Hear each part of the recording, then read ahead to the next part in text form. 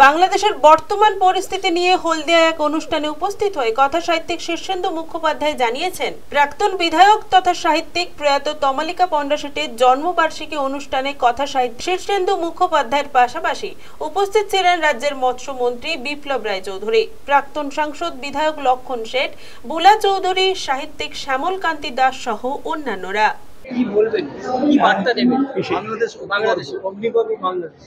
বাংলাদেশের জন্য? একটি বার্তা, আমরা তো সাধারণ মানুষ, রাজনীতি করি না, কাজে রাজনীতি বুঝিও না বলতে গেলে। একটাই প্রার্থনা যে তাড়াতাড়ি শান্তি ফিরে আসুক এবং সব সম্প্রদায় সেখানে শান্তিতে বাস করুক। এখনও রক্তক্ষয় চলছে, সেটা আমাদের পক্ষে খুব উদ্বেগের বিষয় এবং আমরা খুবই দুশ্চিন্তা করছি। ওখানে আমাদের অনেক আপনজন আছে, অনেক চেনা জানা মানুষ আছেন, অনেক বন্ধু বান্ধব আছেন, তারা কেমন আছেন, কে কেমন আছেন তা নিয়ে খুব উদ্বেগ সবসময় বোধ করি।